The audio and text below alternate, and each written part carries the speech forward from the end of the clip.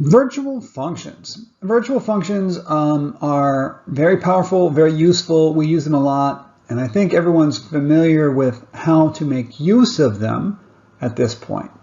A quick review is that by declaring a function virtual, we are saying we can do this essentially.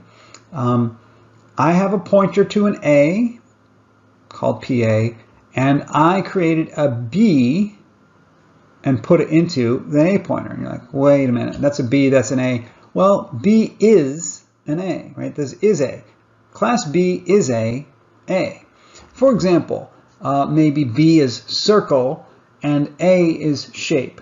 So I have any shape, B is a circle. So I could say, I have a pointer to a shape that is a new circle. So give me a circle and put it into my container that holds any shape. And then what might F1 be? It might be like, I don't know, calculate the area. Calculate the area of this shape. And so I would say, hey, calculate the area of this shape. And I want to know, hey, that happened to be a circle. So call the circle area function there instead of like the square area function. So that's virtual.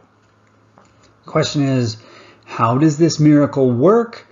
And why are we bringing it up in the context of programming game engines? This is not compiler class. Why are we talking about this? So how does this work? How does the compiler do this? When you create a class A, and I don't mean an instance of class A, when you declare class A and you fill in the functions and you have the word virtual, when virtual appears inside class A, the compiler must generate something called the V table, or the virtual function table. Now, every virtual function that is part of class A gets an entry in that table. It looks something like this. So here's the table. We'll have a destructor, the F1 function, the F2 function, and the F3 function. So we have four elements in that virtual table, 4 virtual functions. Now, looking at the disassembly, we know that calling a function is the call followed by the address of that function. And the linker has to hook up those addresses. So in the table, what we'll find is the address that the linker finally decided to put our functions. So we'll have the 4 functions that the compiler compiled, the linker linked them up, found their addresses, and it will fill in into the V table for class A. You'll have these 4 elements. Okay, and then we come along and we say, here's class B. Class B is like an A. So it's a type of A, it's a subtype of A. So it has the same 4 virtual functions, only we have different versions of those functions. So the linker will find 4 separate functions that apply when you're a B, and it will fill it in to the table for B. So now we have 2 virtual tables in our code base, one for class A, one for class B. 2 tables, 4 entries in each table. Now, there is only those 2 tables, no matter how many instances we have of A, how many instances we have of B, all the instances of A will share table A, all the instances of B will share table B. For example, if this is a shape, right? A is shape, then these are probably abstract and unimplemented. If this is B, B is a circle. Like I said before, if this is circle, then these are the 4 functions for dealing with the circle. To start to see how this impacts us as developers, let's look at what the actual memory layout is of a class. When we have a class, I've added now 3 integers to class A, and let's say we make an instance of class A. So I was like, I don't know, like A pointer equals new A, right? So I say new A, what do I get? How many bytes did I just get? Well, I got the I, the J, and the K, and those are 4 bytes each. So those will go into my class, but also because I have a virtual in here, I need to know which virtual table this class refers to, this instance refers to. It refers to a type A, so I will have a pointer to my vtable, and it puts that right at the top of my class instance data. So my instance data will now have an extra pointer at the top of it, and that will point to the virtual table appropriate for whatever class I just created. For example, let's say I have a pointer to an A. I have an A star called PA, and I'm not showing where this came from. Maybe that was a function argument. Function argument, it was passed in from somebody else. I have no idea where this PA came from. I don't actually know what type A points to. I know it's either an A or some subtype, some subclass of A. So let's now call function f1 on that instance. How does that work? PA is a pointer to an A. So there's the data that it points to. PA points to somewhere in memory. If I go look in memory there, I'm going to find this block of data. I'll have an I, a J, a K, and I'll also have a V table.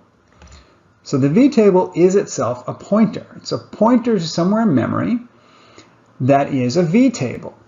It points to, in this case, we can see it's pointing to V table B, meaning that my PA here is actually a pointer to a B.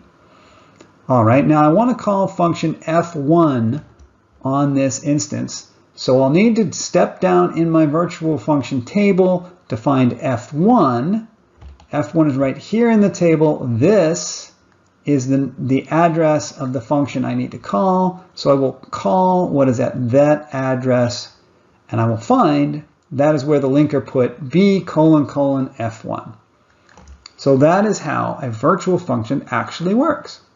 So next I want to ask, what difference does it make? Does it make any difference? So here I have the example of my A and my B, just showing the function f1. And I'm introducing a new class, class C, that also has a function f1. C does not inherit from A and does not have any virtual functions. So this is a non-virtual, just a regular function. B is inheriting from A, and therefore, even though it does not say f1 is virtual, it was virtual in the base class, and therefore it's virtual in the child class as well.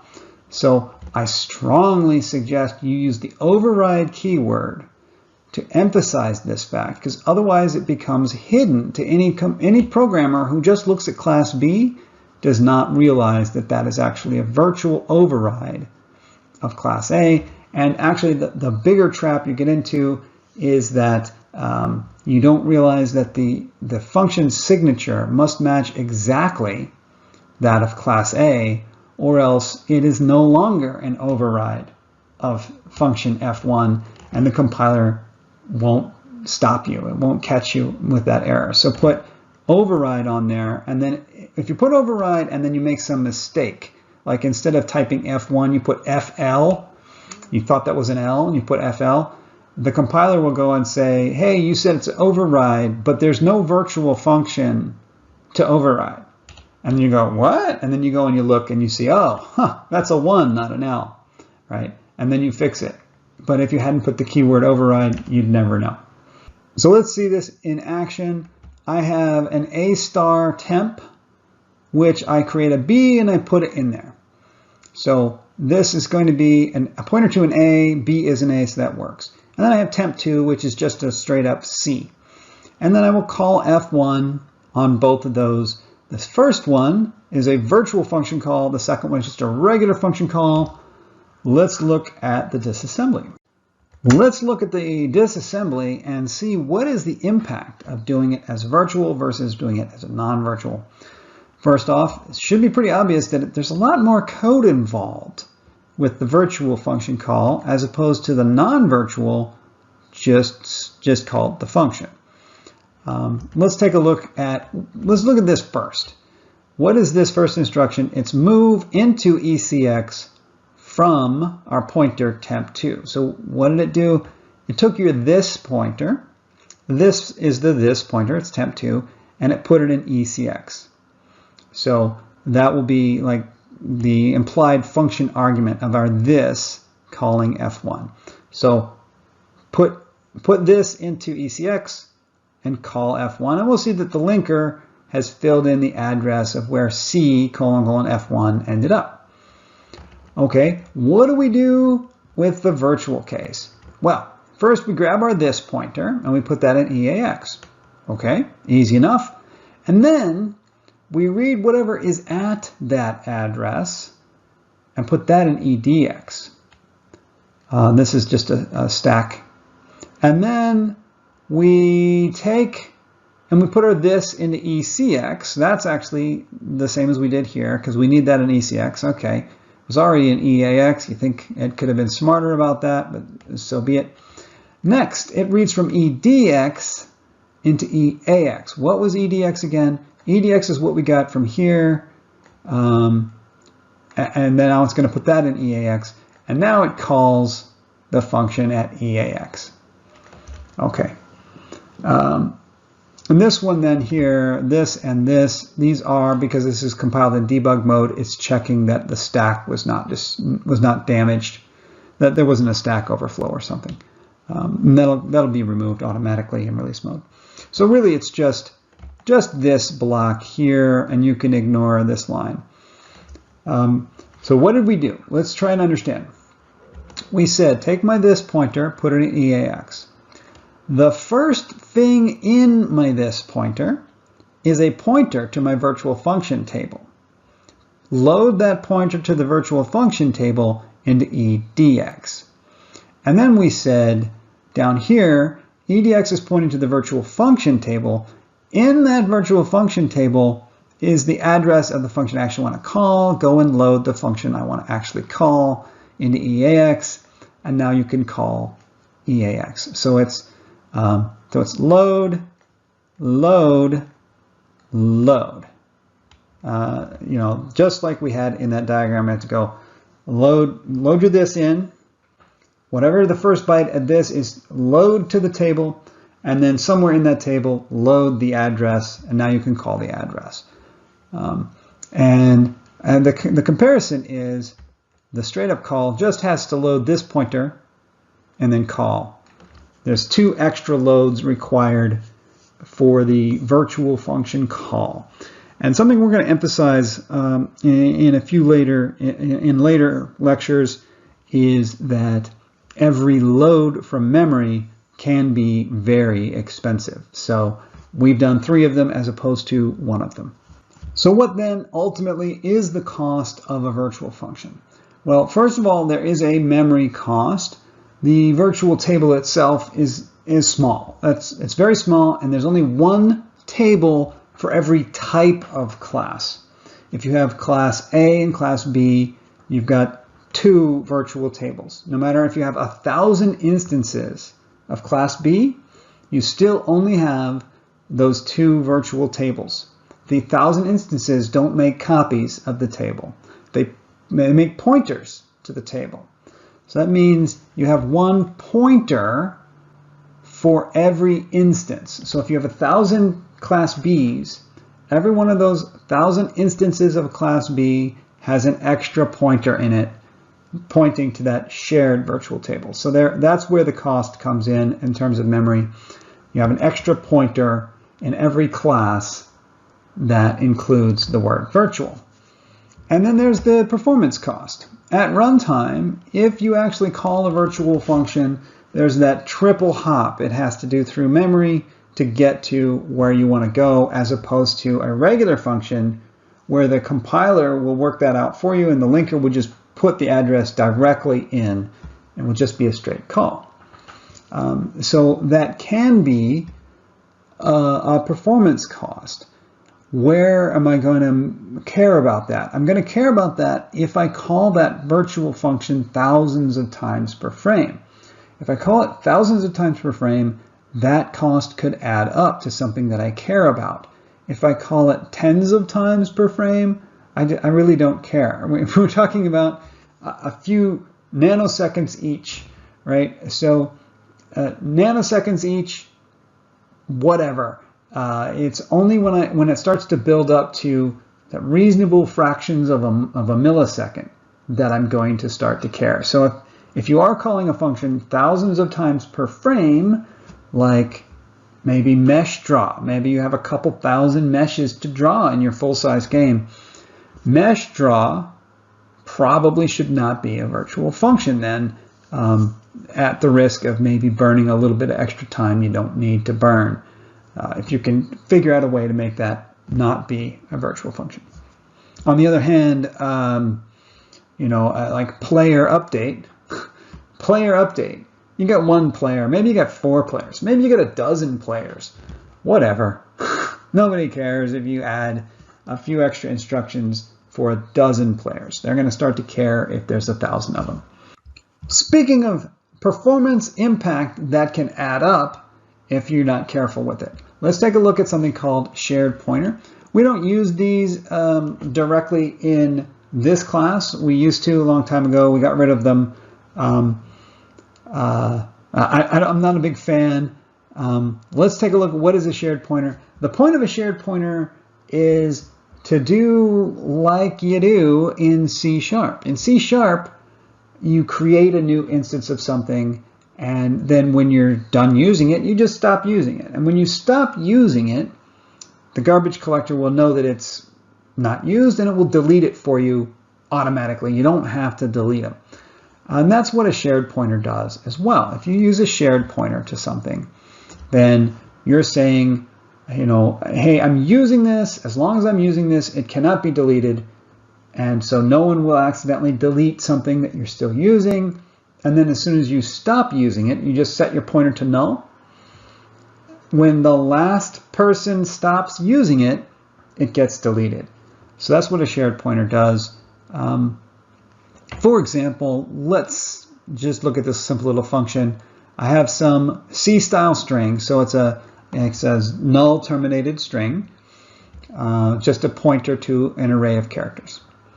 And here I am afraid maybe this same string is being used by multiple systems, and so I'll use a shared pointer so it gets deleted only when we're done with it. So I'll use a shared pointer for that. And all I'm doing in this function is I'm going to print the result. And this is the same code, print the result. But first I just have to extract the pointer from the shared pointer. That's all that is. Great. So let's compare those. Let's look at those in the disassembly and see what does that do. Here's the regular version with just the pointer. The first 2 instructions here are just push and push. This is just pushing the arguments onto the stack. One of those is the format string. The other is the text that we actually wanted to print out. So that's those 2 pushes, and then a call, and the linker has filled in the address of just the function to call. And then this last instruction is to pop those 2 things off the stack. Okay, that's pretty straightforward. Let's take a look at the shared pointer version. Oh my God. This is what happens when you put a shared pointer in the code. First thing here is a test and a jump if equal. What is this? This is a null check. It's a null check for the shared pointer. If it's null, where do we want to go? EB, we want to go 10EB. 10EB. Here we go. If it was a null, it just jumps over here. If it was not a null, then it's going to do a locked increment. What is that? Locked inc. We haven't really covered that. It says increase the value at this address by 1. And the lock says it has to do it in a thread safe way. Do it so that we make sure nobody on any other thread can do that. So this is telling the chip, the CPU, lock this so that nobody can interrupt this instruction and add 1 to this memory address. So then what do? We push the 2 arguments to the function, just like we did over here, and we call printf. Right here, it's landed in a different address than it did the last time. That's fine. It's just the linker put it at a different address. And then we pop those 2 arguments off the stack, just as we did here. So the function is done now. we just had to add this little piece, this null check, and the locked increment was added. But then what's all the rest of this? What is the rest of this? This is the shared pointer falling off the stack. So as we return from this function, we are deallocating from the stack the shared pointer that we created when we called the function. So what do we got to do? We have to subtract 1 from the reference count. This locked increment up here was adding 1. This is the creation. This piece here is the creation of a new shared pointer, saying, hey, I am a shared pointer that is pointing to this address here. So I'm going to say add 1 to the number of things pointing to you. That's what that is. So add 1 to the number of things pointing to you. Then here we're going to subtract 1. So right there, we're adding to that same address EAX. What's in EAX? EAX is EDI. What's in EDI? EDI is all F's. F. That's the integer representation of -1.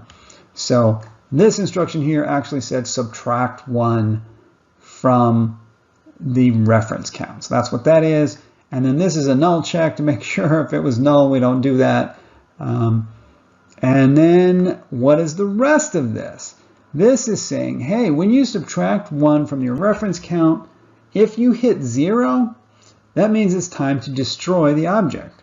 So that's that automatic when the last thing points at it. So that means every single time you ever stop pointing at something, this block of code gets inserted, which is checking to see if you hit 0, and if you do, calling the destructor for that object that's being pointed to, deleting it. So yes, there's going to be a performance impact. It's going to be a performance impact from spreading these shared pointers all around your code. In fact, at one point back at Activision many years ago, we had just come off of a project. We're starting a new project, and we do a little post-mortem, as you do at the end of a project, and we agreed that one of the major sources of bugs that really held us up in development was all of these pointers that we were inappropriately deleting. We either were deleting it too soon or deleting it not at all and causing a leak. And it's a major source of bugs. So we resolved that we would be using, from now on, we'd be using shared pointers everywhere. We're spreading them all through the code so that that would not happen anymore. So we spent some time, probably about a week, going through and converting everything to use shared pointers. As soon as that was done, the very first thing I did was do a profile analysis of the new game engine, and found that 10% of all time, 10% of the time spent in the game at all, was spent in shared pointers. So after that, we realized, okay, that answer is not going to work. We need something that's somewhere in between. Let me give you this little clue. Here's a way to make it far better. Just put the reference symbol on all of your shared pointers when they're passed into functions, or anytime you can get away with it. Anytime you don't need a brand new reference to your object. You're just saying somebody else is giving me a reference to an object.